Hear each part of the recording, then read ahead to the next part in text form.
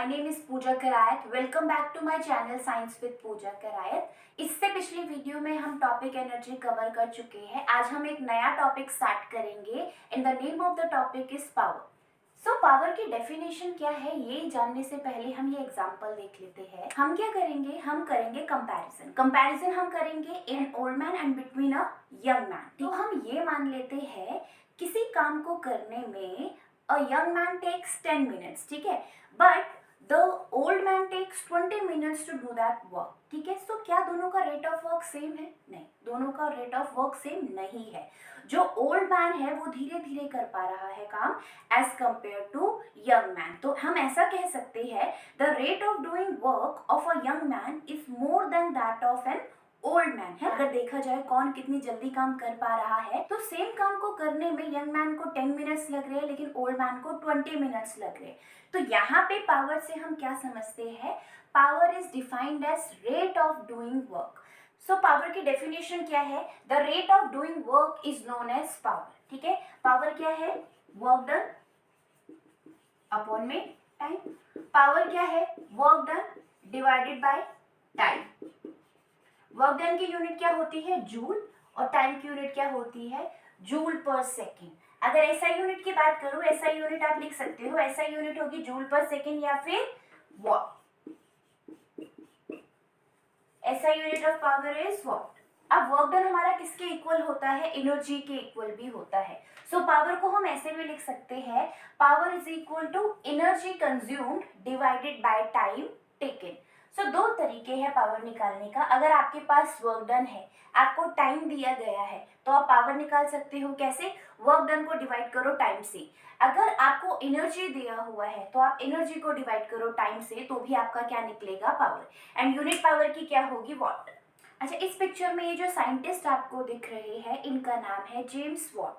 ये वो साइंटिस्ट है, the scientist after whom the unit of power called what is named. तो ये जो यूनिट ली गई है वॉट, ये इन्हीं के नाम के पीछे ली गई हुई है. अच्छा, पावर से हमें पता क्या चलता है? अगर हम बात करें किसी इलेक्ट्रिकल अप्लायंस की, हम बात करते हैं और बोलते हैं ये इसका पावर है. हम लेते हैं example, this is an electric bulb of power 60 what. अब क्या समझ में आ रहा है? अगर आपको ये बोला जा रहा है ये जो इलेक्ट्रिक बल्ब है इसकी पावर 60 वॉट है, आपको क्या समझ में आया इससे? ये हमें ये बताता है कि ये जो इलेक्ट्रिक बल्ब है ये 60 जूल एनर्जी कंज्यूम करेगा हर एक सेकेंड में. सो मैंने आपको क्या बोला था? पावर क्या होता है? पावर होता है energy consume divided by time. यानी पर सेकेंड में कितनी एनर्जी कंज्यूम कर रहा है इलेक्ट्रिकल अप्लायंसेस, ये होती है उसकी पावर. अब अगर मैं बात करूं, वॉट जो है ये स्मॉल यूनिट है पावर की, लेकिन अगर आपको पावर की बड़ी यूनिट दिखानी है तो या तो आप किलोवाट का यूज करोगे या फिर मेगावाट का. किलोवाट को आप KW से डिनोट करोगे, जहां के आपका स्मॉल रहेगा, W कैपिटल, और मेगावाट को आप MW से डिनोट करोगे, M कैपिटल W कैपिटल. अब 1 किलोवाट में कितने वॉट होते हैं? 1 kilowatt is equal to 1000 watt. और 1 मेगावाट में कितने वॉट होते हैं? 1 megawatt is equal to 10 lakh watt. There is one more unit which is called horse power which is denoted by small HP. ठीक है, सो हॉर्स पावर से आप क्या समझते हो? अगर हॉर्स पावर को वॉट में कन्वर्ट करना हो तो हमें पता है या हम जानते हैं 1 horse power is equal to 746 watt. इसका मतलब है 1 हॉर्स पावर इक्वल होता है 746 वॉट के. अब हम न्यूमेरिकल सॉल्व करेंगे किस पे? पावर पे. ठीक है, so this is question number 1. A body does 20 joules of work in 5 seconds. What is its power? देखो, पावर का फॉर्मूला आपको पता होना चाहिए. Power is equal to work done upon में टाइम. यहाँ पे वर्क डन आपका कितना है? 20 जूल. एंड टाइम टेकन कितना है? Time taken is equal to 5 second. आपसे क्या पूछे? आपको पावर निकालनी है, तो पुट करो work done 20 joule, time 5 second, 5 4 20. आप ये भी लिख सकते हो 4 जूल पर सेकेंड, और 4 watt is the power.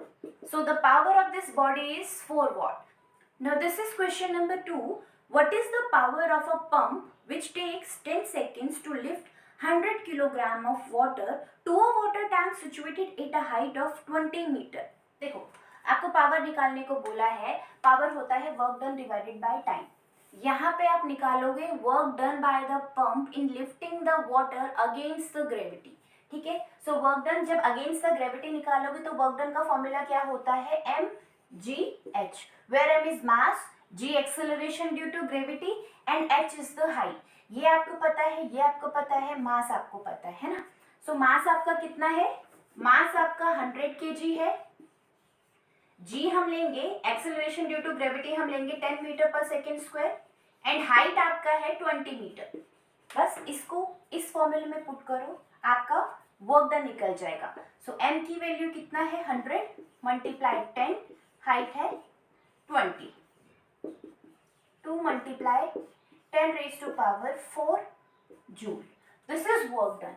अब इसको हमने क्या करना है, पावर निकालनी है। So work done divided by time होता है, वर्क डन है हमारा 2 इंटू 10 रेज टू पावर 4 और यू कैन से 10,000, टाइम लग रहा है 10 सेकेंड, तो 0 से 0 कैंसिल। या तो आप 2000 वॉट कह सकते हो और you can also write 2 kilowatt, क्योंकि 1 kilowatt is equal to 1000 watt. This is the last problem of this video. An electric bulb consumes 7.2 kilojoule of electrical energy in 2 minutes. What is the power of electric bulb? सिर्फ power आपका होता है work done by time, और आप ऐसे भी लिख सकते हो energy consume divided by time. अब इस केस में आपको एनर्जी दिया हुआ है, एनर्जी कितना है, एनर्जी है 7.2 किलो जूल। आप ऐसे लिख सकते हो 7.2 into 10 raise to power 3 joule. Time आपका लग रहा है 2 मिनट्स। अब इसको सेकंड में करो, 2 इंटू 60, 120 सेकेंड। पावर का फॉर्मूला क्या होता है, power energy divided by time है। एनर्जी क्या है, इसको मैं 7200 लिख सकती हूँ, है ना। पॉइंट अगर काटा नीचे 10 से एक 0 कैंसिल हो गई, 72 इंटू 100, 7200 डिवाइडेड करेंगे टाइम से 120, 0 से 0 cancel, 60, so the power is 60 what. ये पिक्चर देखो, इसमें जो आपको लैंप दिख रहा है या ये जो बल्ब दिख रहा है, this is the traditional filament type electric bulb और you can say electric lamp, ठीक है। इसमें जो ये फिलामेंट है it is made up of tungsten. अब जब टंगस्टन का रेजिस्टेंस है वो बहुत ज़्यादा हाई होता है, यानी करंट को अपोज करता है। इसमें जो है एनर्जी लॉस्ट होती थी in the form of heat, ठीक है। अब देखो इसमें क्या होता था, ये जो ग्लोइंग फिलामेंट है ये आपको लाइट एनर्जी तो देता था, लेकिन बहुत सारी एनर्जी वेस्ट भी होती थी in the form of heat, ठीक है। तो यहाँ पे जो फिलामेंट टाइप इलेक्ट्रिकल लैंप थे they consume a lot of electricity. तो आप ये नहीं कह सकते दे आर एनर्जी एफिशिएंट, मतलब एनर्जी सेव करनी है तो हम फिलामेंट टाइप इलेक्ट्रिक बल्ब का यूज नहीं कर सकते, क्योंकि काफी सारी एनर्जी यहाँ पे वेस्ट होती है in the form of heat, लेकिन हमें एनर्जी क्या करना है, सेव करना है।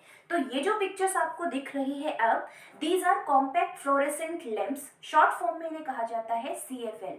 अब हर घरों में आपको देखने को मिलेगा यही यूज होता है। अब इन CFL की स्पेशलिटी क्या है, यही कि they do not have filaments, जैसा कि ट्रेडिशनल इलेक्ट्रिक लैंप में होता था, इसमें कोई भी फिलामेंट यूज नहीं होता। अब जब फिलामेंट नहीं है तो एनर्जी लॉस भी नहीं होगा, इसलिए जो CFLs है ये कंज्यूम करते हैं less energy same amount of light produce करने के लिए। देखो वहां पे जो amount of light traditional electric lamp में जो आपको अमाउंट ऑफ लाइट मिल रहा था उसके साथ एनर्जी वेस्ट भी हो रहा था, लेकिन अगर उसकी जगह हम ये CFLs यूज करते हैं तो उतनी ही अमाउंट ऑफ लाइट मिलेगी हमें बिना एनर्जी वेस्ट के। तो ये है, अब हर जगह यूज होते हैं क्योंकि they are much more energy efficient.